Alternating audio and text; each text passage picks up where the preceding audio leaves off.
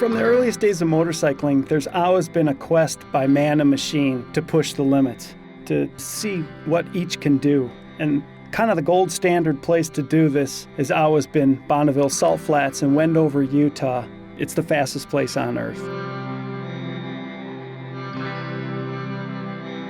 The film you're watching is called World's Fastest Motorcycle, and it was produced in August of 1970 by AMF Harley-Davidson. It chronicles the exploits of two young men, Dennis Manning and Craig Rivera, and their quest to set the land speed record in a Sportster Streamliner. That year, over 200 cars and bikes and over 7,000 people would converge to compete in the Bonneville Speed Trials, in an event hosted by the AMA and the Southern California Timing Association.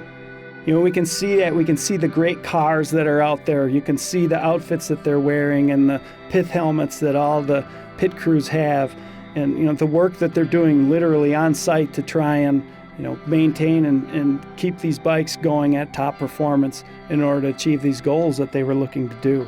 A lot of other famous racers on the Salt that day, all on different types of motorcycles in different classes, trying to set records of their own as well, whether it be for engine displacement size or type of fuel they're run.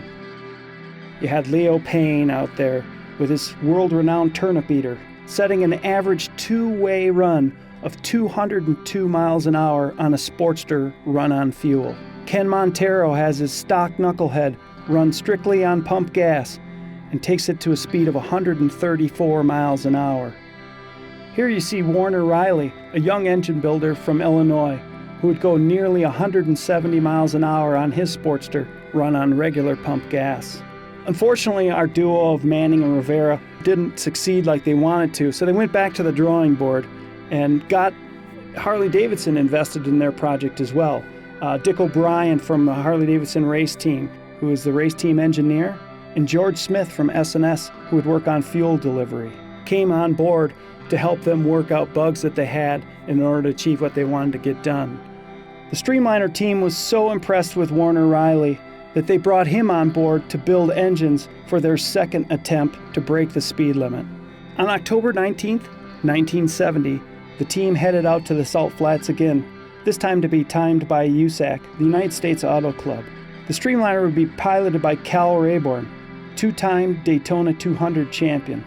You can see how tight this Streamliner is as Cal Rayborn tries to shoehorn himself in and the other two secure the windshield for his timing run.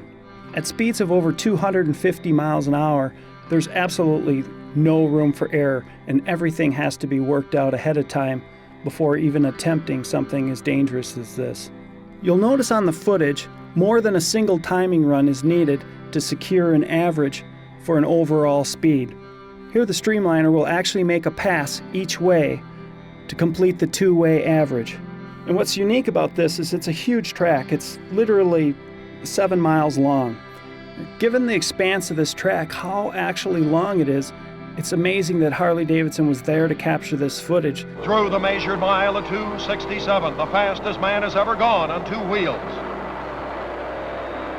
After a couple trial runs, a final number of 265.492 miles an hour would establish Harley-Davidson as the world's fastest motorcycle, a new world record. This moment was so important that Harley-Davidson actually brought in Joe Petrali to congratulate the team.